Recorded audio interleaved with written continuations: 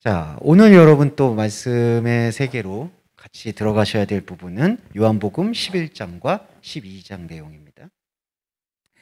자, 이 그림은 그 나사로가 일어나는 부활, 나사로가 이제 무덤을 열고 일어나라고 했을 때 그 장면을 재현한 장면이네요. 네. 근데 정말 이렇게 일어났을지 뭐 그거는 잘 모르지만 일단 오늘 보셔야 될 주제가 바로 나사로가 부활하는 장면입니다. 이걸 기억해 주시고 말씀으로 들어가 보도록 할게요. 자, 이 표적이요. 요한복음에서는 거의 7번째 표적입니다. 7번째 표적인데 이제 요한복음 기록자가 7번째라는 숫자에 조금은 좀 신경을 썼던 것 같아요. 히브리어의 개념에서 숫자 7은 하나님의 완전한 표적이라고 볼 수가 있는데 나사로의 죽음이 부활하게 다시 일어나게 된 것이 7번째 표적에 언급된 것은 이것으로 더 이상 보여줄 표적은 없다라는 걸 강조하셨다라고 볼 수 있고요. 그런 면에서 나사로의 그 표적이 중요한 위치를 차지하는 것은 맞는 것 같습니다. 그런데 이제 우리가 이 스토리에서 이제 짚어내야 될 것은 나사로의 부활이 어떤 의미가 있느냐라는 거예요. 이렇게 생각해 보실 수 있습니다. 예수님이 나사로를 죽음 가운데서 실제로 살려냈다라는 부분에서 예수님이 생각하는 죽음과 사람이 생각하는 죽음과는 다른 개념이라는 거예요. 이게 지금 결론적인 건데 오히려 예수님은 나사로를 살리신 게 그 나사로의 현상적인 육체를 살리신 게 본질이 아니라 나사로가 갖고 있는 원래 하나님과 동행했던, 그러니까 선악과 이전의 나사로가 할 수 있죠. 그러니까 하나님 안에서 택함 받았던 그 나사로를 다시 일깨웠다라고 생각을 하시는 게 가장 중요한 포인트라는 거죠. 자, 저의 예를 들자면 저라는 주원규는 본래 하나님과 약속된 존재였습니다. 그러니까 하나님의 영역에서 저는 하나님에게 의해서 이제 그게 바로 이제 창세전 예정이나 택함이라고 할 수 있는데 저는 본래 하나님의 차원에서는 택함 받은 존재였어요. 그런데 제가 이 크로노스라는 인간의 시간을 살아가면서는 하나님의 약속과 완전히 등을 돌린 채 살아갈 수밖에 없는, 그게 바로 죄의 굴레라고 할 수가 있겠죠. 거기에 이제 얽매여 있었다라고 볼 수가 있습니다. 그래서 원래는 하나님의 영역에서는 나는 살아있는데, 주원규는 살아있는데 이 인생 시간 속에서는 하나님의 말씀과 접점을 일으킬 것이 아무것도 없기 때문에 죽어 있었던 거죠. 그런데 그렇게 죽어 있었던 존재 안에 하나님이신 그리스도, 예수 그리스도가 이 나사로라고 하는, 주원규라고 하는 존재한테 찾아와서 나는 부활이요 생명이다라고 밝힘으로써 이 주원규를 일깨워낸 겁니다. 그러면 어디에서 일깨워내느냐가 중요한 건데, 부활이라는 게 다시 일어났다라는 뜻이거든요. 그러면 어디서 일어났느냐?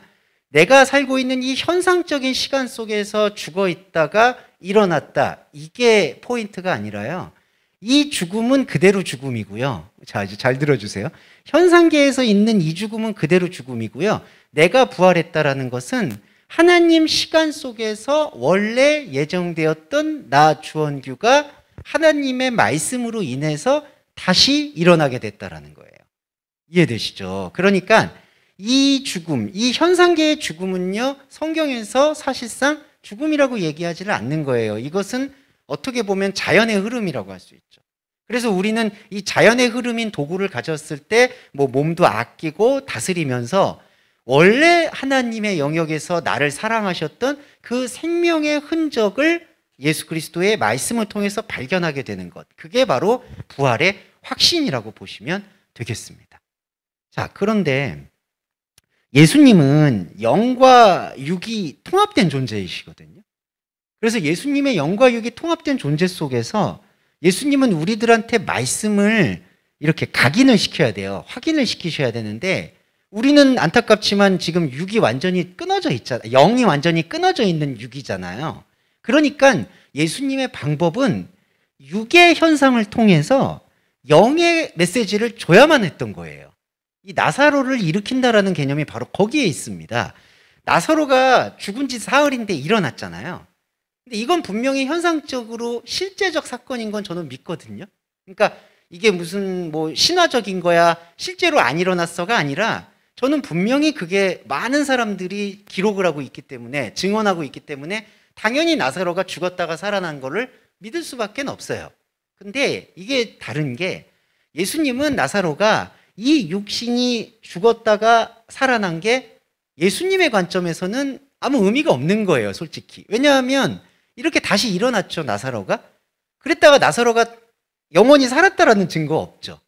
그 나사로는 육체로 다시 살아났다가 죽었겠죠, 육신이. 그러니까 예수님이 육신이 살린 건 의미가 없어요. 그런데 예수님은 왜 나사로의 육신을 살리셨느냐? 우리를 위한 거라는 거죠. 우리를 어떤 걸 위한 거냐? 우리는 영이 단절돼 있으니까 육이라는 그런 현상 세계를 통해서만 하나님을 이해할 수가 있는 거잖아요. 그렇죠. 그러니까 예수님은 나사로를 현상적으로 실제로 살림으로써 현상적으로 살린 거를 강조하신 게 아니라, 너희들도 우리들도 나사로처럼 원래 하나님의 영역에 있었던 그 약속을 이제는 예수 그리스도의 말씀을 통해서 발견할 수 있다라는 것을 강조한 거예요. 그러니까 나사로가 죽었다가 살아나고 있는 이 표적은 아무 의미도 중요하지도 않은 거라는 거예요. 이게 왜 우리가 조금 강조를 해서 봐야 되냐면, 우리가 이걸 확실하게 좀 구분해 놓지 않으면은 예수님은 죽은 사람도 살려내는 부활의 첫 열매다, 이런 식으로 생각을 하게 돼요. 그러면 나사로도 살리실 수 있었기 때문에 그분의 부활도 믿을 수 있는 거고, 우리도 부활할 수 있는 걸 믿는다, 이러면 부활의 개념을 잃어버리게 돼요. 진짜 부활의 개념은 이 육신이 나중에 죽은 다음에 다시 살아나서 하나님과 함께 연합되어, 이런 맥락이 아니라 원래 선악과 이전에 하나님과 연합되었던 우리가 전혀 단절되어 있는 이 죄성 속에서 하나님이 보내신 예수 그리스도를 만나서 예수 그리스도와 함께 생명으로 통합되는 그것, 그게 바로 구원이고 영혼이고 부활이다라는 것을 강조하셨다는 거죠. 자, 이게 이 나사로 이야기의 핵심입니다. 사실 이게 뭐 더 여기서 언급될 부분이 없어요. 그런데 이제 17절에서 27절 상황을 우리가 묵상을 해보면서 제가 말씀드린 부분이 어떻게 합치가 되는지를 확인해 보시면 좋을 것 같아요. 자, 이제 예수님이 나사로의 소문을 듣고 무덤으로 오세요. 그리고 이제 베다니의 지역으로 와서 그 유대인들이 마르다와 마리아가 이제 나사로, 이게 이제 그 오빠라는 개념도 있고요, 동생이라는 개념도 있습니다. 네, 그래서 뭐 그거는 확실하진 않아요. 그런데 혈족, 가족이라는 거죠, 나사로가. 자, 그래서 마르다와 마리아에게 그 오랍이 그 나사로의 일로 위로하러 왔어요. 그랬더니 마르다는 나오고 마리아는 집에 앉았어요. 근데 여기서 또 어떤 뭐 해석가들은 마르다와 마리아에게 뭐 영적 의미를 부여하는데 솔직히 의미 없습니다. 네, 죄송한데 이 둘 다 지금은 솔직히 성령을 체험하지 못하고 있는 상태라고 봐야 돼요. 이게 우리의 모습이기도 해요, 솔직히. 마르다와 마리아의 모습. 근데 자, 마르다가 예수님한테 와서 이런 얘기를 해요. 주님이 여기 있었으면 내 오빠는 죽지 않았을 겁니다. 근데 이게 어떤 의미일까요? 좀 현상적인 의미라는 거죠, 솔직히. 그러니까 솔직히 말씀드려서 마르다가 가족을 잃은 슬픔은 충분히 공감을 해요. 근데 예수님은 솔직히 그 나사로가 죽었고, 육체가 죽었고 죽지 않았고가 중요하지 않으세요, 그분한테는. 네. 근데 마르다한테는 그게 중요해요. 내 오빠는 주님이 여기 같이 계셨으면. 이거는 뭐냐? 예수님이 현장으로 같이 있었으면 오빠는 안 죽었을 거다. 죄송한 말인데 이게 거의 1차적 믿음, 미신적 믿음이죠. 그러니까 여기 같이 있어서 기도해 주셨으면, 여기 같이 있어서 했으면. 근데 예수님은 거기 같이 안 계셔도, 현장에 같이 안 계셔도 죽지 않았겠죠, 말씀으로는. 그 얘기를 하고 있는 부분이 바로 21절에 주님이 여기 계셨으면 오빠는 안 죽었을 것이다, 1차적 믿음입니다. 근데 1차적 믿음의 연장이 22절에 나타나요. 그러나 나는 이제라도 주께서 무엇이든지 호티 호사 안 아이테세, 하나님께 구하시는 것을 하나님이 주실 줄을 압니다. 근데 여러분, 이때 마르다가 구하는 이 기도는 하나님이 원하는 기도가 아니라는 거예요. 왜냐하면 주님이 여기 이 전제 조건이 이거예요. 21절에 주님이 여기 있었으면 안 죽었을 거다. 이미 이것도 죽음이라는 것을 영적인 상태로 보지 않고 현상으로 보고 있다라는 오해고요. 이미. 그리고 22절은 그렇지만 주님이 이제 왔기 때문에 죽은 사람도 살릴 것을 나는 믿는다. 근데 여러분, 이 믿음이 좋은 믿음이 아니죠. 그러니까 뭐든지 할 수 있을 거다라고 지금 믿는 거잖아요. 근데 거기서 말하는 무엇이든지는 영적인 비밀의 깨우침이 아니고 현상적인 일에서의 무엇이든지라는 거예요. 이게 우리가 잘못 구하게 되는 함정의 기도 중에 하나죠. 주님이 나를 이렇게 힘들게 하셨습니다. 주님, 저 아픕니다. 하지만 이제라도 주님이 나의 고통과 어려움을 다 해결해 주실 것을 믿습니다. 이런 기도는 얼핏 보면은 의미 있고 진정성 있는 기도 같은데, 그 기도가 주님이 원하시는 기도, 생명과 사실은 다른 길을 걸을 수밖에 없다는 거죠. 그래서 23절과 24절에서 대화의 결이 달라져요. 23절에서 예수님은 오라비, 나사로가 다시 살아나리라 얘기해요. 솔직히 예수님이 지금 그 말씀을 하고 있을 때 이게 미래 시제가 아니라 이미 현재 시제예요. 나사로는 말씀과 함께하고 있다라면 다시 살아난 것이다 라는 걸 얘기하신 거예요. 그런데 이 질문에 대해서 마르다가 뭐라고 답할까요? 마지막 날 부활 때 다시 살아날 줄을 나는 압니다. 그러면 이거는 부활에 대해서 전혀 다른 생각을 갖고 있는 거죠. 왜냐하면 예수님이 생각하는 부활은 제가 앞서서 말씀드렸던 나사로는 원래 하나님 영역에서는 생명이었어. 그런데 지금 인간의 상황 속에서는 완전히 끊어진 존재였어. 그런데 그 완전히 끊어진 존재가 이제 하나님 자신이신 에고 에임이 예수 그리스도를 통해서 살아난 거야. 이 부활을 얘기한 거거든요. 그러니까 자, 창세 전의 나사로와 창세 후의 나사로가 예수 그리스도의 말씀을 통해서 결합이 된 거예요. 여러분, 이게 바로 영적 결합이에요. 영적 합일. 그리고 여기는 뭘까요? 질그릇인 거예요. 그러니까 이 질그릇 상황 속에서는 하나님이 원하시거나 원하시지 않든 인간의 자연적 수명에 따라서 움직이는 거예요. 그러니까 이 영역은 여기 창세전 영역과 창세 후 영역과 관계 맺을 게 없는 거예요. 이게 제일 중요한 포인트예요, 솔직히. 그런데 지금 마르다는 그게 아니죠. 이 육신을 끌고 와서, 이 현상을 끌고 와서 이 현상의 마지막에는 모든 사람들이 재림을 하든 뭐 하나님께서 심판을 하든 마지막 날 부활에는 나사로가 살아날 겁니다. 이렇게 얘기를 하는 거예요. 그러니까 부활에 대해서 지금 오해를 하고 있는 거죠. 이 오해가 간격이 크고, 그리고 이 오해를 갖고 있기 때문에 22절의 기도는 솔직히 그 기도도 희망적인 기도도 아닌 거예요. 현상으로 말해도. 그러니까 22절은 이렇게 얘기했잖아요. 무엇이든지 하나님께서 구하는 건 하나님이 주실 줄 압니다. 그렇게 기도는 했잖아요. 근데 예수님이 다시 살아나리라 얘기했잖아요. 그러면 만약에 현상적으로라도 22절을 믿었다면 마르다가 무엇이든지 그러면 다시 살려주시겠지라는 믿음이라도 가질 텐데 그것도 아닌 거예요. 솔직히 마르다는 이미 죽었는데 뭘 살아납니까? 지금 너무 희망을 강요하는 겁니다 라고 생각하고 있는 게 마르다의 답변이라는 거죠. 그러면 이 맥락에서 예수님이 이 말씀을 하는 포인트를 우리가 정확히 짚을 필요가 있죠. 25절에서 예수님이 이르시되 나는 부활이요 생명이다. 자, 여기서 중요한 게 부활, 아나스타시스, 카이, 그 다음에 조에. 이래서 이거를 대등접속사라고 해서요. 이럴 때는 두 단어의 의미를 같이 평가하는 겁니다. 그러니까 부활이 곧 생명이란 거예요. 여러분, 이걸 인식해 주세요. 부활이 곧 생명이에요. 생명이 곧 부활이에요. 자, 그러면 이거는 뭐냐? 아까 그거죠.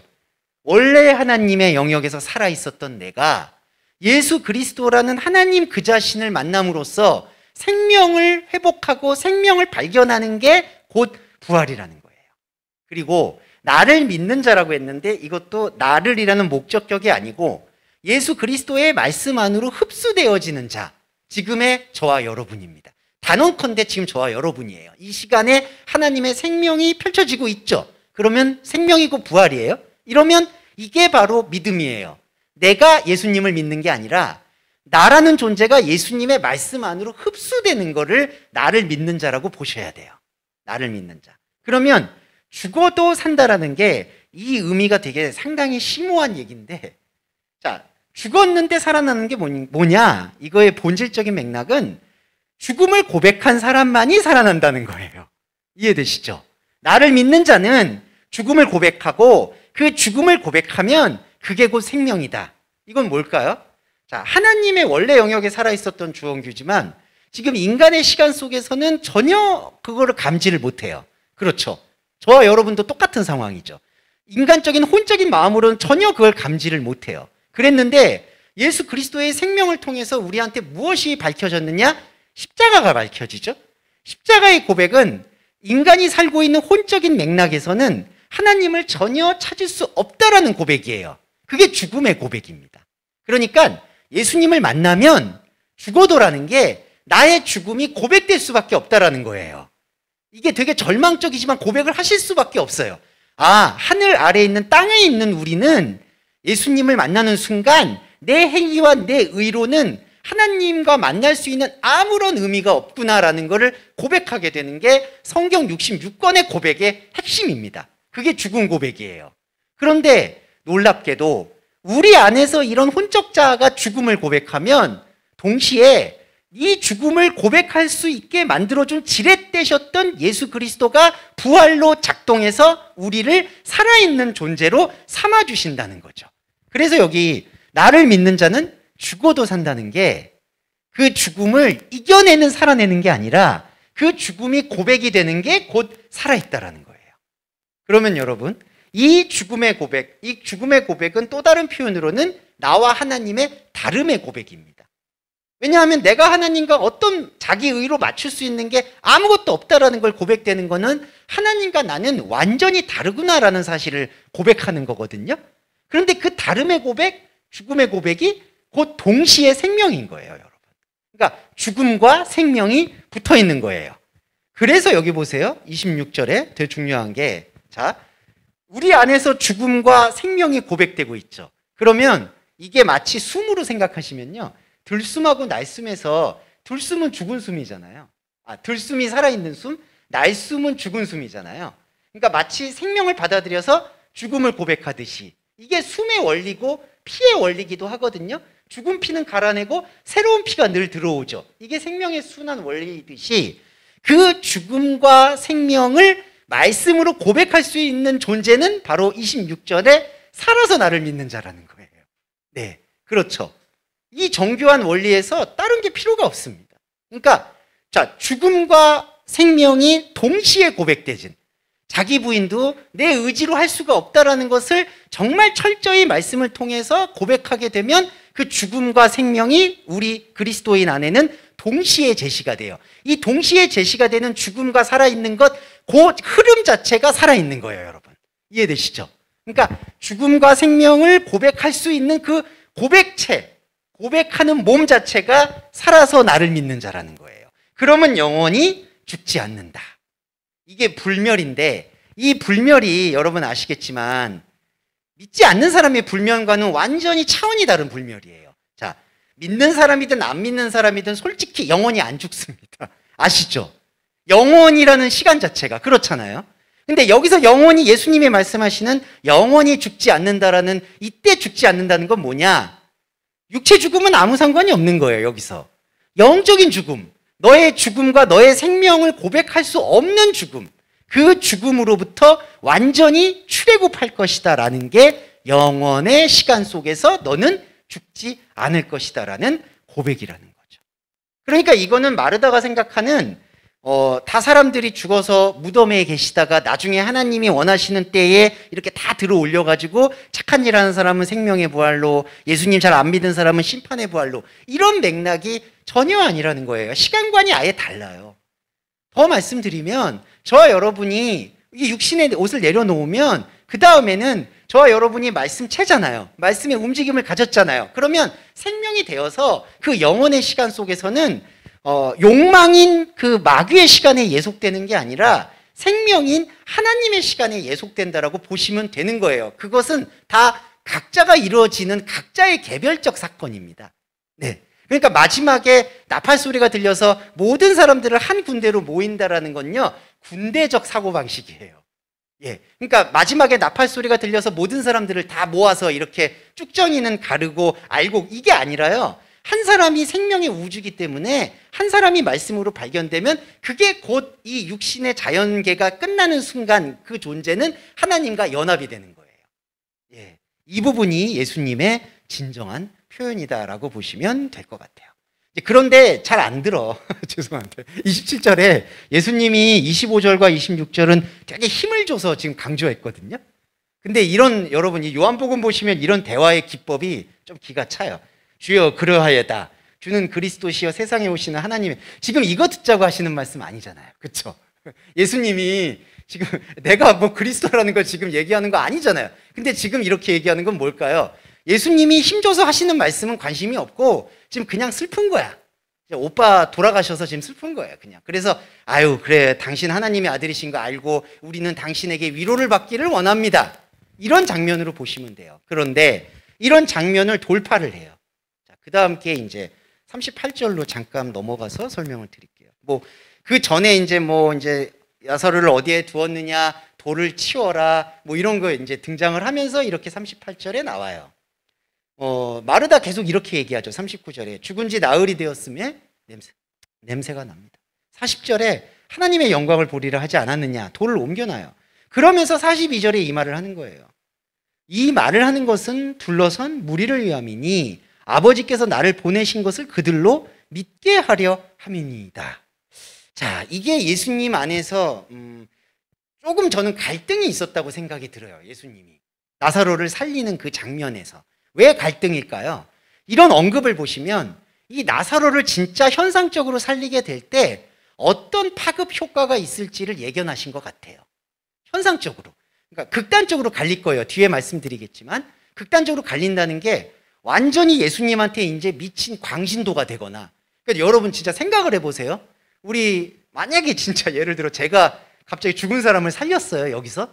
그러면 여러분 이게 정말 광신적으로 믿게 되겠죠.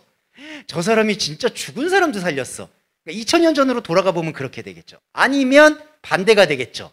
예수 그리스도가 자기의 밥그릇을 빼앗는다고 생각하는 사람들은 저 예수를 죽이지 않으면 안 되겠다, 이제. 저 사람 너무 위험 인물이다. 두 가지 반응이 오는 거예요.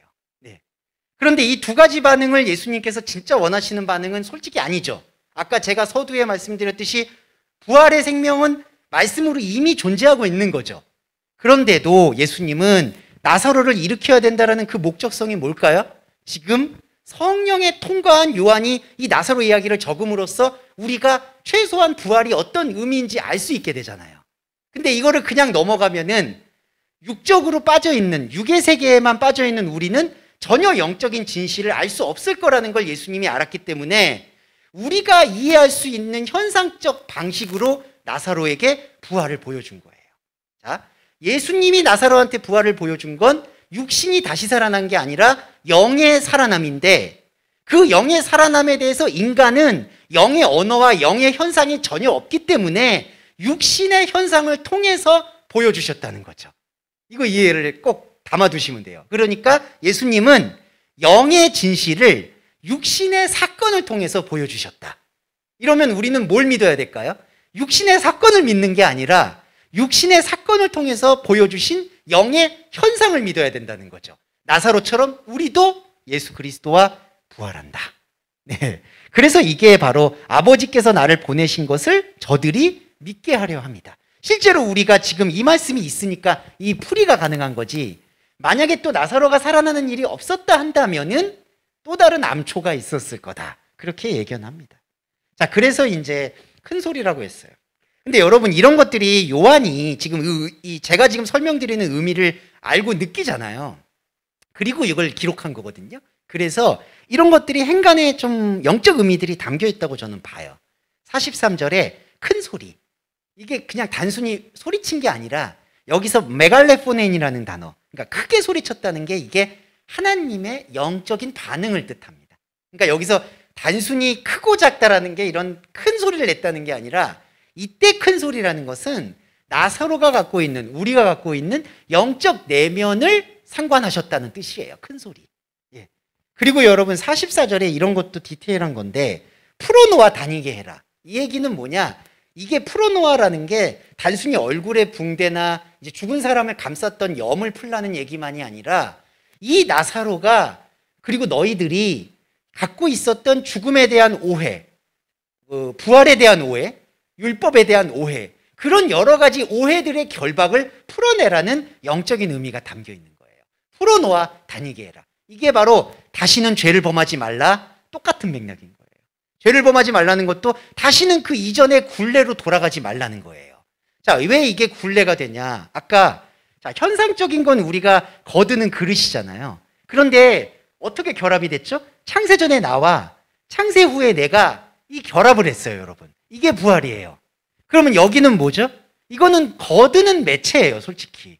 이 현상적인 삶은. 그런데 우리 인간의 모든 인간의 희노애락 사고방식이 다 어디에다 뿌리를 내렸냐면은 아쉽게도 이 창세전의 영적 영역은 솔직히 감각이 없고 이 육적인 영역에 모든 감각들을 뿌리를 내린 거예요. 이 중에는 흔히 우리가 얘기하는 쾌락, 정욕, 그런 어떤 부정적인 것도 뿌리를 내렸지만 반대로 금욕, 절제, 도덕적인 선행 이런 것들도 같이 심어놨다는 거죠. 그러다 보니까 이 하나님의 부활 말씀에 대해서는 무감각하고 부활을 경험해도 큰 소리를 우리가 들어도 자꾸 그렇던 하나님의 영적 감각을 요 현상적인 생각이나 마음 안에 계속 뿌리를 내리고 있다는 거예요.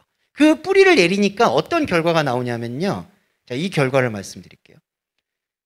아까 두 가지 반응이 있었죠. 이제 죽은 나사로가 정말 살아났습니다. 저는 그건 당연히 믿어요. 사흘 만에 현상적으로 그 육체가 부활했어요. 그 육체의 뭐예요? 영적 부활이 아니라. 그랬더니 아마도 이 행간에 엄청난 소용돌이가 밀어친 것 같아요. 이제 더 이상 예수님 외에 다른 메시아는 발견할 수 없다. 그래서 아마 수많은 민족, 사람들이 아마 소동과 난리가 일어났을 거예요. 그래서 여러분 보시면 12장에 예루살렘으로 바로 입성을 하게 됩니다. 이 요한복음의 흐름에서는 나사로가 일어나고. 그래서 여러분 좀 궁금하시겠지만 마태, 마가, 누가에서는 나사로 얘기가 없잖아요. 그거는 워낙 파급 효과가 셌기 때문에 요한이 이걸 정면으로 다뤘다라고 저는 생각을 해요. 그래서 한쪽으로는 지금 열광적으로 예수님을 이제 찬양하기 시작해요. 제자들은 막 고조가 됐어요. 근데 또 한편으로는 예수님이 이러니까 대제사장과 바리새인들은 이제 자기가 설 길이 없는 거예요. 그래서 예수를 죽이려고 의논을 하려는 의논이 있어요. 그런데 되게 아이러니한 게 뭐냐면요. 48절까지는 죽이겠다라는 말까지는 안 나와요. 그냥 두려움을 얘기하는 거예요. 이러다가 저 사람들이 모든 사람들이 예수님을 막 따라다닐 거고 그러면 로마인들이 우리 땅과 민족을 다 빼앗을 거다. 이런 우려를 해요. 그랬더니 이 대제사장 가야바라는 사람이 이 얘기를 해요. 50절에. 한 사람이 백성을 위하여 죽어 온 민족이 망하지 않게 되는 것이 너희에게 유익한 줄을 생각하지 않는다. 자, 이게 이제 이 설명이 약간 어려운데 좀 귀담아 들어주세요. 자, 대제사장 가야바는 어떤 방법을 생각하고 있냐 하면 이게 하나님 말씀의 성취라고도 생각을 하는데 인간이 욕망의 성취라고 보시면 돼요. 뭐냐? 예수님이 저렇게 그러니까 갑자기 유명해지고 갑자기 스타가 되니까 이 사람을 희생을 시키면 이 사람을 희생을 통해서 많은 사람들이 어떤 식으로든 만족감을 얻을 거다라고 예견을 한 거예요. 네. 그러니까 이게 뭐냐? 우리가 지금 일반적으로 현상적으로 생각하는 십자가 대속 원리와 동일한 표현을 하는 거예요. 대제사장 가야바가. 이게 무서운 거죠, 솔직히. 그러니까 이게 뭐냐? 보세요. 한 사람이 백성을 위해서 죽어서 민족이 망하지 않는다. 이 얘기는 뭘까요? 우리가 생각하는 일반적 십자가 대속 원리와 똑같은 거예요. 예수 그리스도가 희생이 돼서 우리가 가지고 있는 죄가 만족이 되었다. 근데 대제사장 가야바가 그 얘기를 했는데 이게 하나님의 영적인 원리를 알아서 그 얘기를 한 게 아니라 한 사람을 희생을 시키면 그 한 사람의 희생으로 인해서 어떤 식으로든 이게 정리가 될 거다라는 것으로 대제사장이 얘기한 거예요. 그런데 이거는 대제사장의 지도자로서의 욕망만 있는 게 아니라 모든 백성들이 그런 욕망을 갖고 있다라는 것을 대제사장이 알고 있다는 거죠. 그 욕망이 여러분 안타깝지만 지금 우리가 예수 그리스도를 십자가를 생각하는 것과 똑같다는 거예요. 우리가 예수 그리스도를 현상적으로 십자가를 생각하게 될 때 예수 그리스도가 나의 이런 어떤 현상에서의 죄를 위해서 피를 흘려서 돌아가셨다. 이런 죄사함으로 이해하잖아요. 근데 예수님의 죄사함이 그게 아니죠. 예수님의 죄사함은 창세 전에 나를 찾아주기 위해서 창세 후에 살고 있던 나의 모든 것이 하나님 없는 존재, 하나님과 상관없는 존재라는 것을 깨우쳐 주는 게 십자가라는 거예요. 그러니까 이게 개념이 다르죠. 현상에서 우리가 계속해서 도덕 윤리적으로 쌓고 있는 죄의식, 죄책감을 사해주기 위해서 예수가 피를 흘리셨다는 게 아니라 우리가 하고 있는 모든 행동들이 그런 어떤 죄의식을 씻으려고 하는 제사조차 하나님을 진짜 알고자 하는 창세전의 나와의 결합과 아무 상관이 없다라는 걸 알려주는 게 십자가잖아요. 그런데 대제사장 가야바가 하는 말은 백성들이 하는 욕망과 똑같다는 거예요. 네, 이 부분이 바로 예수님을 죽이게끔 대제사장과 바리새인들도 이제 용기를 내기 시작하는 결정적 사건이 된다. 이렇게 생각하시면 좋을 것 같습니다. 말씀에 대한 얘기를 했고요. 참 요한복음이 여기가 봉우리인 건 확실한 것 같아요. 아까도 잠깐 집사님과 얘기 나눴지만은 마태, 마가, 누가 기록자가 용감하지 않다는 건 아닌데 특별히 요한복음은 눈치 보진 않는 것 같아요. 이게 되게 당시에 그 쉬쉬하는 얘기긴 하더라고요. 왜냐하면 그러면 나사로도 예수님과 동급이냐? 왜냐하면 부활 경험을 하잖아요. 그러다 보니까 캐톨릭의 어느 종파들은 나사로를 또 다른 어떤 이제 종교적 교주로 모시는 경우도 있더라고요. 왜냐하면은 부활 경험한 사람은 그 스펙이 있는 건 나사로 말고는 없으니까. 네, 그것도 또 스펙이 되는 경우가 있더라고요. 예, 그래서 아마 조심했던 부분이 아닐까라고 보고요. 자, 요한복음의 스토리로 보면 다 각자 공생애마다 스케줄링이 좀 다른데 요한복음은 그 나사로 부활 사건을 되게 결정적 사건으로 보고 이제 제자들이 크게 용기를 얻어서 명절에 맞이해서 예수님을 예루살렘으로 끌고 옵니다. 끌고 왔다는 표현이 왜 그러냐면요. 자, 이거예요. 제자들과 예수님은 이제 달라졌어. 무리들이 달라졌어요. 나사로가 일어나니까 이제 예수님에 대해서 현상적인 왕이라고 확신했나 봐요. 그래서 제자들이 꼭 우리 그런 거 있잖아요. 무슨 정치인들 전당대회 할 때 돈 주고 사람 데려오고 그러잖아요. 근데 이제 그럴 필요가 없는 거예요. 제자들이 가만히 있어도 무리들이 알아서 13절에서 종려나무 가지를 흔들면서 이렇게 외칩니다. 호산나 찬송하리로다 주의 이름으로 오시는 이스라엘 왕. 네. 자, 근데 여러분 이 13절에서 호산나 얘기는 다윗 왕의 입성을 찬양할 때 구약의 메시지를 인용한 건데요. 반대로 15절에 너의 왕이 어린 나귀 새끼를 타고 오신다 한다라는 얘기는 여기에 스가랴 9장 9절의 기록이에요. 근데 이게 맥락이 완전히 달라요. 13절에서 다윗이 이스라엘 왕이 될 때에는 다윗이 통일 왕국, 그러니까 현상적인 땅의 왕이 되는 것을 찬양하는 거거든요. 근데 이율배반적인 게 뭐냐면요. 이게 되게 사람을 무섭게 만들어요. 뭐냐? 우리 이스라엘은 하늘에서도 구원받고 땅에서도 승리한다라는 요체가 13절의 고백이에요. 근데 여러분 이게 기독교 고백하고 좀 유사하죠. 하늘 구원도 받고 땅에서도 로얄 패밀리가 되는 꿈. 솔직히 그게 이제 미국적 기독교의 꿈이에요. 미국을 비판하는 건 전혀 아닌데 그런 면에서는 기도가 비판돼야 될 기도라는 거죠. 록펠러의 기도라든지 그런 기도가 그건 더 말하진 않겠습니다. 그런 무가치함에 대해서는 우리가 입이 안 좋아질 수가 있기 때문에 자, 그런 게 근데 13절의 기도인데 자, 근데 예수님이 14절 보세요. 그 중간에 어린 나귀를 타고 옵니다. 어린 나귀라는 것 자체가요 쓸모가 없어요, 여러분. 나귀도요 운송수단으로도 쓸모가 있으려면 성장을 해서, 그러니까 우리가 만약에 소도 그렇고요 나귀도 그렇고, 소는 소고기로, 그러니까 고기로 이제 어떤 음식물이 되거나, 나귀는 운송수단이 되려면 일단은 성장을 해야 돼요. 근데 이게 나귀의 새끼라고 표현되어 있죠. 어린 나귀라고 되어 있죠. 이건 아직 미성숙한 상태이고요. 또 그 당시의 언어학적으로는 이 어린 나귀라는 거는 병든 나귀라는 뜻도 있습니다. 그래서 그 마태, 마가, 누가에서 여러분 잠깐 그러죠. 그 줄에다가 메어놨잖아요. 그랬더니 예수님이 주님이 쓰시겠다 하니까 내어주잖아요. 그게 마치 주님이 쓰신대 하고 내어준 게 아니라 쓸모가 없으니까 그냥 내어준 거예요. 이거 뭐에다 쓰려고요? 이런 거예요, 여러분. 그래서 여기 어린 나귀도 그런 개념인 거예요. 근데 13절하고 전혀 다른 거죠. 그러니까. 왜냐하면 13절대로 이스라엘의 왕이라고 하면 최소한 청황색 말은 타고 나타나셔야 되는 거죠. 근데 지금 보세요. 마치 요즘에 현상적으로 보면은 세발 자전거 같은 거 끌고 나타나시는 거예요. 그러면서 스가랴서를 인용해요. 너의 왕이 나귀 새끼를 타고 온다. 스가랴서 9장 9절을 살펴보시면 여기서 빠져 있는 게 너의 왕이 가난해서 나귀 새끼를 타고 온다는 얘기가 있습니다. 이게 뭐냐? 아무것도 현상적으로는 볼잘 것이 없다라는 뜻이에요. 이게 예수님의 의도입니다. 그러니까 예수님이 왜 이런 우스꽝스러운 퍼포먼스를 벌이느냐? 사람들은 정말 왕의 즉위식처럼 성대하게 준비했는데 예수님이 왜 이렇게 찬물을 끼얹는 행동을 했느냐? 이게 바로 우리들이 진짜 생각하는 영적인 메시아는 이 현상적인 것에 아무 의미가 없어야 된다라는 거예요. 현상적인 걸로 아무런 기념을 해서 거기서 만족을 얻으면 그거는 이스라엘의 왕, 영적인 메시아가 전혀 아니라는 거예요, 여러분. 이게 바로 예수님의 이 의도를 우리가 이해하셔야 됩니다. 어떤 분들은 혹자는 한 번도 타지 않은 순결한, 때묻지 않은 나귀 새끼를 그렇게 이해를 하시는데 그거 전혀 아닙니다. 그게 순결하긴 뭐가 순결합니까? 병들었다라는 표현도 있기 때문에 네, 그렇게 이해해 주시면 됩니다. 그래서 이런 거를 지금 16절에 적어 놓은 거예요. 예수께서 영광을 얻으신 후에 이게 십자가 사건, 성령의 체험이거든요. 예수께 대하여 기록한 것임을 사람과 예수께 이같이 한 것임이 생각났다. 어떤 게 생각이 났다는 거냐 하면은 앞에 호산나 찬송한다는 게 생각난 게 아니라 너의 왕이 가난해서 나귀의 새끼를 타고 왔다라는 게 생각이 났다는 거예요. 그렇게 느끼시면 될 것 같은데 안타깝게도 18절에는요.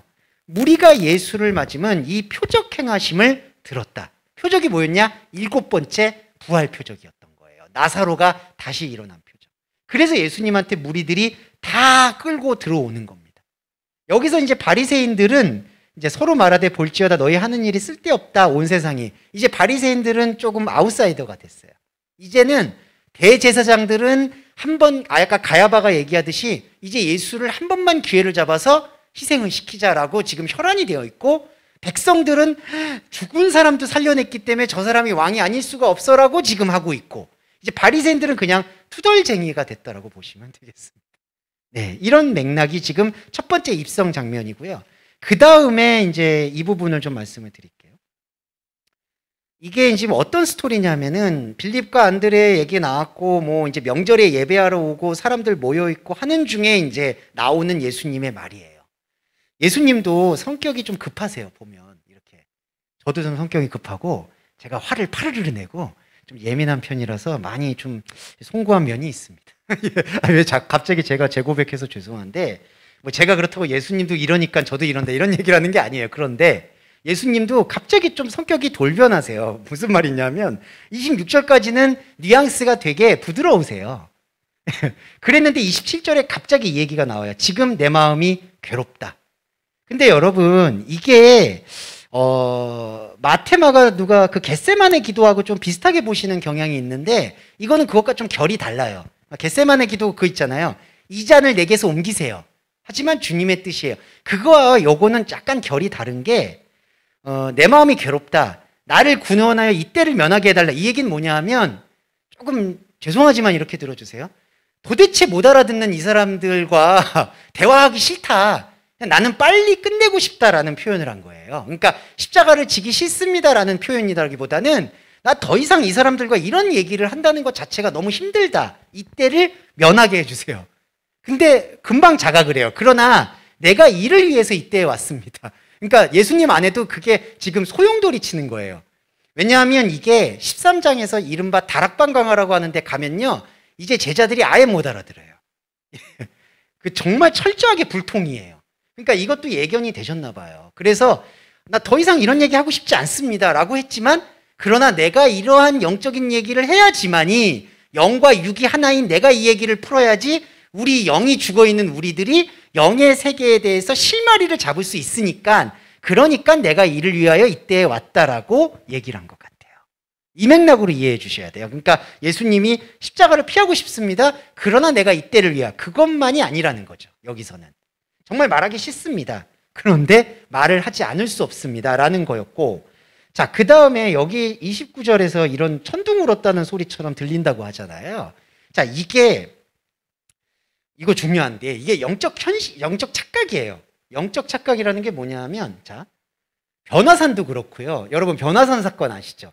예수님이 막 환하게 변하는 사건. 그 사건도 그렇고요. 지금 여기도 예수님이 얘기할 때 사람들이 막 밖에서 외부에서 천둥 소리 같은 게 들렸다. 대단해. 이렇게 얘기를 해요. 근데 여러분 이게 착각이라는 게 뭐냐 하면 지금 이 사람들 말에 이 사람들의 현상적 심리에서는요 예수님이 어떤 행동을 해도 그거는 영적인 행동으로 보이는 거예요. 제가 저번에 가늠한 여인 말씀드릴 때 땅바닥에 뭐 쓰는 거 있잖아요. 그거 아무 의미 없다고 말씀드린 게 이런 거예요. 이 사람들이 지금 나사로가 살아난 것 때문에 감정적으로 와 고조가 되어 있으니까 예수님이 조금만 기도를 해도 이게 천둥소리처럼 들리는 거예요. 네, 그게 아니라는 거죠. 그래서 30절에서 이 소리는 너희를 위한 것이다. 이 얘기는 뭐냐면 이 소리는 현상적으로 들리는 소리가 아니라 너희의 영적 자아가 움직이는 소리다. 그럼 이 소리가 뭐냐? 그냥 어떤 말 없는 그냥 예수님의 기도 소리를 얘기하는 게 아니라 우리 안에 있는 영적인 파열음이라고 보셔야 돼요. 제가 왜 이걸 파열음이라고 얘기했냐면은 이겁니다.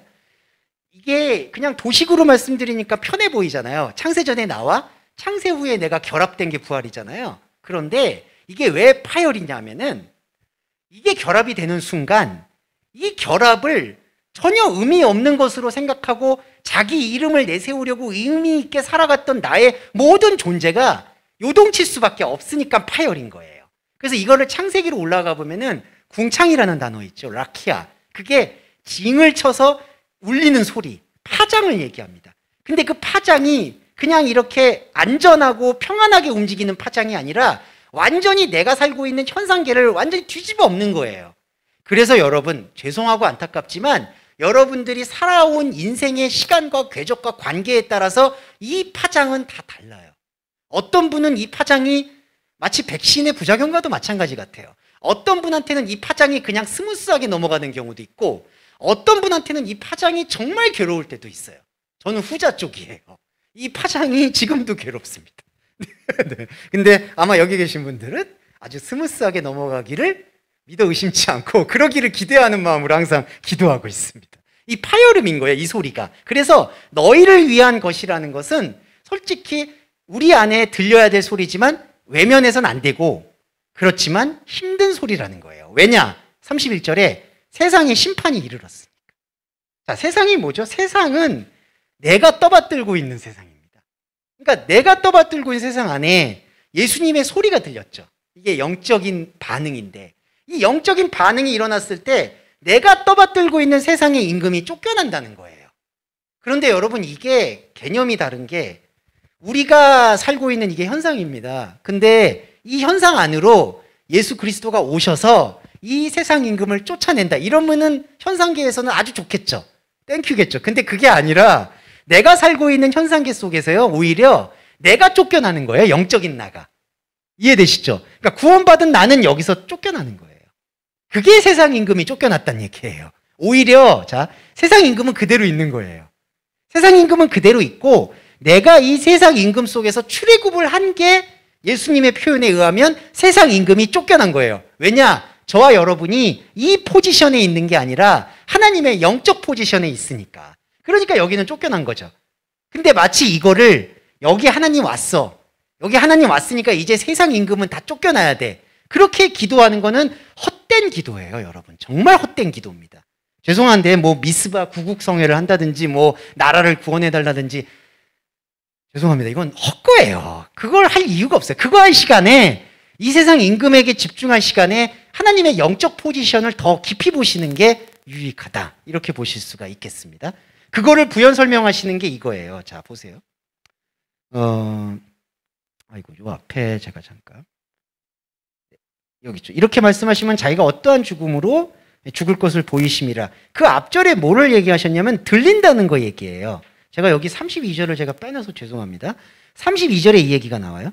내가 땅에서 들리면 모든 사람을 내게로 이끌겠노라 라는 표현을 하십니다. 요거 주목해 주세요. 내가 땅에서 들리면 모든 사람을 나에게로 이끈다. 자, 이 얘기가 뭐냐면요. 아까 세상 임금이 여기 있죠. 근데 예수님이 세상 임금 쫓겨난다고 하셨는데 이 세상 임금이 여기서 쫓겨나는 게 아니죠. 우리가 출애굽을 하는 거죠. 그게 32절에 나와 있는 거예요. 내가 땅에서 들리면. 어떻게 들릴까요? 우리 신앙 고백으로 들립니다. 우리 신앙 고백의 결정이 예수님 십자가잖아요. 예수님을 땅에 못 두는 거예요. 예수님을 땅에 둘 수가 없는 거예요. 자기 행위와 의지로는. 그래서 들려요.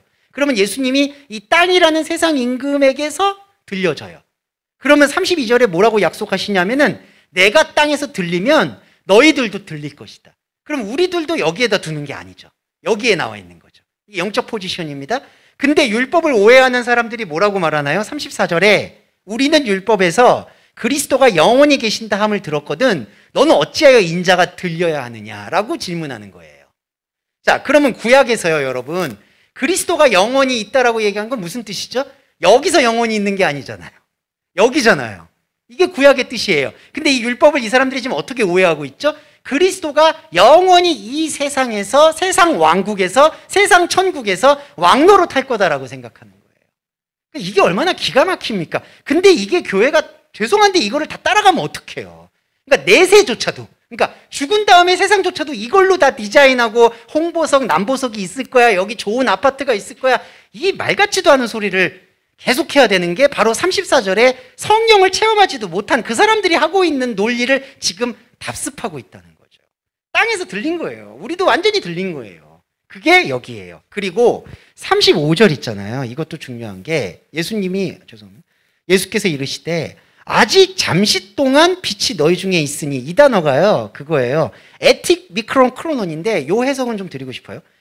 잠시 동안, 찰나 동안 빛이 있다, 잠시 머물러 있다, 이 뜻이 아니라요, 에틱 미크론 크로노스라는 거는 여전히 아주 미세한 시간 동안, 그러면요, 이 아주 미세한 시간의 해석이 중요한 게, 이 아주 미세한 시간이라는 아주 잠시 동안이라는 거는 크로노스와 카이로스가 만나는 시간, 예배하는 시간이라는 거예요. 그러니까 이게 미크론 크로노스, 미크로스라는 단어 여러분 요즘 많이 쓰이죠. 이거 현미경이라는 단어를 쓴다든지, 아주 미세한 크로노스, 그러니까 아주 미세한 인간의 시간. 그러니까 우리의 시간 속에서요, 인간의 시간이 욕망으로 완전히 지금 도색되어 있잖아요. 그런데 인간의 시간이 도색되어 있는 그 시간들 속에서 아주 찰나의 시간, 아주 미묘한 시간 안에 하나님의 말씀이 바늘구멍처럼 틈새를 파고든다는 거예요. 이게 바로 아직 잠시 동안 빛이 너희 중에 있다는 거예요. 그러니까 이 얘기가 잠시 머물렀다가 빛이 떠난다, 이 얘기가 아니라 예수 그리스도의 말씀의 빛은 우리가 살고 있는 이 인생 시간 동안 아주 미세하게, 이 얘기는 아예 없다는 뜻이기도 한 거예요, 솔직히. 왜냐? 우리가 자꾸 이 예배를 통해서 제가 여러분께 자꾸 책은 드리는 게 뭐죠? 이 현상적인 삶이 아무 의미가 없다는 걸 지금 말씀드리는 거잖아요. 이거 여러분 솔직히 기분 나쁜 거예요. 예, 왜냐하면 우리의 시간 동안에 다 그걸로 채워왔는데 그게 아니다라고 얘기하는 게 듣기가 좋으시겠어요? 근데도 이렇게 오시는 이유가 뭘까요? 바로 이 접점인 거예요. 아주 잠시 동안. 그러니까 이 빛에 머무르면, 36절에 이 빛을 이해하고 이 빛을 교감하면 빛의 아들이 된다는 거예요. 이게 예수님이 잠시 머물렀다라는 그 잠시 동안이 아니라는 거예요. 여전히 아주 미세한 시간 동안. 그러니까 이 미세한 시간 동안을 뒷받침해 주는 거는 37절에 말하는 표적이 아니라는 거예요. 이렇게 많은 표적을 그들 앞에 행하셨으나 그를 믿지 않는다, 이 얘기는 겉으로만 믿는 거죠. 그러니까 겉으로만 왕인 거예요. 근데 여러분, 이 대중이 얼마나 무서운지 아시잖아요. 자기가 그렇게 사랑하는 아이돌이 있고요, 자기가 그렇게 따르고 싶은 왕이 있어도요, 그 사람이 언젠가 자기의 구미와 기준에 안 맞으면요, 가차없이 버리는 게 이 대중의 심리죠. 아까 대제사장 가야바도 그걸 아는 거죠. 자, 대제사장 가야바가 언제 기회를 잡았냐면 이거 말씀드릴게요. 예수님이 예루살렘 입성하죠. 요한복음은 전반부에 나타나는데 그 성전 정화 아시죠? 성전 다 정화해버려요. 근데 그게 1년에 벌 농사예요, 어떻게 보면은. 그 서민들이 그날 비둘기하고 소하고 이런 거 가져와서 우리 추석 때 장 지내는 것처럼 그때 대목이잖아요. 근데 그 대목을 하지 말라고 하니까 그때 대중들이 싹 돌아서요. 아주 냉정하게 돌아섭니다. 참 이게 사람이 간사한 게, 죄송하게, 나사로가 죽었는데 옆에서 일어났잖아요. 이걸 봤는데도요, 자기한테 유익이 안 되면요, 완전히 등 돌리는 게 인간이에요. 야비하게 이럴 데 없죠. 이게 제 모습이기도 합니다, 솔직히. 그래서 늘 경계하면서 살아가야 된다라고 생각을 하고 있어요. 이 야비함에 우리가 말씀을 끼워 맞추지 말아야 된다는 것을 강조드리고 싶고, 그 강조점을 선지자 이사야의 말로 인용하고 있습니다. 누가 믿냐 이거예요. 그러니까 우리에게서 들은 바를 누가 믿었으며 주의 팔이 누구에게 나타납니까? 이 얘기가, 이거를 잘 오해하셔야 되는데, 오해를 하시는 분들이 있는데, 예수님이 와도 안 믿었다, 이 얘기인데, 예수님을 현상적으로 잘 믿어요, 솔직히. 그 당시에도. 여러분. 그러니까 여기서 주의 팔이 누구에게 나타났습니까? 누구에게 예수에게 들은 바를 누가 믿었습니까? 이때 믿음은 그때 제자들이 따라갔던 그 믿음이 아니라는 거예요. 그러니까 이때 예수님 정말 잘 따라다녔어요. 근데 그 믿음을 얘기하는 거냐? 그게 아니라는 거죠. 이사야의 기록을 인용한 거는 진짜 믿음이 지금 없는 거다라는 거예요. 솔직히 저희들도 그 고백을 통해서 딛고 올라가는 거예요. 주님, 제 생각으로는 십자가밖에 안 보입니다. 이게 멈춘 겁니다. 우리는 여기서 멈추죠. 죽음이 고백되죠. 그러면 하나님이 화답하는 거예요. 우리는 죽음으로 하나님한테 고백을 하고 하나님은 생명으로 우리한테 화답해 주시는 이 커뮤니케이션이 구원입니다. 이 구원이 이루어지면은 40절에 이 이사야의 말씀도 이해가 되는 거예요. 근데 여기서 조금 난처한 게 이 단어예요. 이는 그들로 하여금 눈으로 보고 마음으로 깨닫고 돌이켜 내게 고침을 받지 못하게 하려 함이라 하였음이더라. 이 말이 좀 이상하게 느껴지시죠? 그러니까 돌이키면 안 되는 것처럼 느껴지잖아요. 그렇죠? 그들이 눈이 멀게 하고 그들의 마음을 완고하게 하셨다. 근데 그들이 돌이키면 안 된다. 이게 왜 그럴까요? 이 돌이킴 자체가요, 욕망이라는 거예요. 이게 되게 중요한 메시지인데, 이게 창세기에서 보시면, 여러분 제가 장절은 잘 기억 안 나지만 기억해 주시면 여호와 하나님이 이런 말을 해요. 아담과 하와가 이제 선악나무를 먹은 다음에 저들이 생명나무 가시를 먹고 영생할까 하노라, 이런 단어가 등장합니다. 기억하시죠? 말이 좀 이상하죠? 그들이 영생을 하면 좋잖아요, 아담과 하와가. 근데 왜 하나님이 그걸 막으실까요? 그게 생명나무가 아니기 때문이에요. 생명나무를 먹고 영생한다라는 게 진짜 생명이 아니라는 거예요. 지금 여기서도요, 고침을 받고 깨닫고 눈으로 보는 게 진짜 보는 게 아닌 거예요. 진짜 보게 되는 거는 오히려 세상에 대해서는 눈이 닫히고 하나님에 대해서는 열리는 건데, 여기서 말하는 보고 깨닫고 고친다라는 거는 인간이 생각하는 욕망의 종교성이 충족되는 것으로 우리가 하나님의 은혜를 받았다라고 착각하는 거예요. 그러니까 이런 맥락이 있습니다. 우리가 초기에 하나님을 믿을 때는 이런 건 분명히 있어요. 하나님께서 현상적으로 은사와 다스림과 보호하심이 더 크게 나타나요. 여러분, 그런 간증은 아마 여러분 안에 수많은 책으로 쓰실 수 있을 거예요. 여러분이 어렵고 힘들 때 도저히 인간의 생각으로는 기대하기 어려웠던 하나님의 이끄심이라고 할 수 있죠. 저는 분명히 그게 있다고 생각을 해요. 그런데 자, 예수님의 공생의 방식도 마찬가지로 나사로까지 부활도 보여주셨잖아요. 근데 그걸 진짜 말씀하시려는 게 아니라 현상적인 것을 갖고 와서, 만약에 현상적인 걸로 풀러내는 게 아니라 현상적인 걸 갖고 와서 이제 우리는 현상적인 거를 다 내려놓고 나에게 아무것도 없는 존재를 하나님한테 보여드리는 것. 그게 바로 아벨의 제사로 가는 과정이라는 거죠. 처음에는 카인의 제사로 발버둥을 치다가 카인의 제사의 허망함을 말씀으로 고백하고 내려놓으면 그게 허무함이란 뜻인 아벨이 되는 거예요. 그럼 하나님이 그 아벨을 흡수하시잖아요.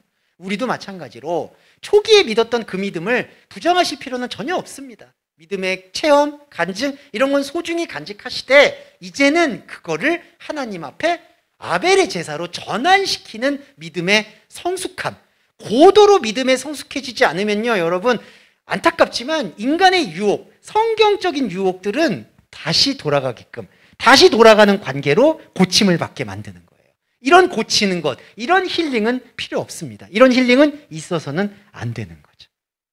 자, 이렇게 여러분 요한복음 잘 이렇게 함께 해주셔서 너무 감사하고요. 한 고비가 넘어가고 이제 그 다음부터 그 유명한 다락방 강화가 시작이 됩니다. 네, 다락방 강화는 더욱더 기대해 주셔야 돼요. 이제는 더욱더 심화되는 어떤 몰입이니까 여기서부터 이제 본격적인 게 시작된다. 본 게임이 시작된다고 생각하시고 더욱더 뭐 독려 드리는 건 아닌데 현장 예배와 현장 예배가 만약에 어려워지시면 영적 예배를, 온라인 예배를 영적인 관점에서 계속 유지해 주셨으면 하는 마음입니다. 자, 네, 그러면 기도하고 우리 다 함께 주기도문 하심으로 오늘 예배 마무리하겠습니다. 사랑해 주님, 진심으로 감사합니다. 나사로의 부활을 통해서 우리 안에 영원한 생명을 일깨워 주심을 진심으로 감사드립니다. 그럼에도 불구하고 우리의 삶은 그 현상의 모든 흐름 속에, 그 욕망 속에 우리를 끼워 맞추려는 것으로 가득 차 있습니다. 저부터도 그 욕망의 노예가 되는 경우가 비일비재합니다. 주님, 간절히 구하옵는 것은 말씀의 첩경을 따라, 주님의 빛을 따라 예수 그리스도의 거룩함을 우리가 잃어버리지 않기 위하여서 우리 현상의 삶을 잠잠케 해주시기를 간절히 소원합니다.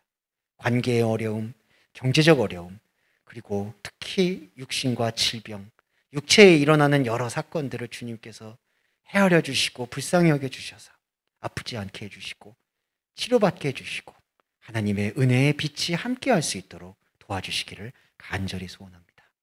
모친상으로 현상적 심리와 아픔에 빠져있는 집사님의 마음을 위로해 주시고 또한 육체적으로 어려운 질병을 판정받아 앞으로 투병 활동을 하셔야 될 집사님의 마음과 몸도 말씀으로 다잡아 주셔서 오직 하나님의 생명의 말씀만이 우리 안에 영적인 표적으로 삼길 수 있도록 도와주시고 이끌어 주시기를 간절히 바랍니다.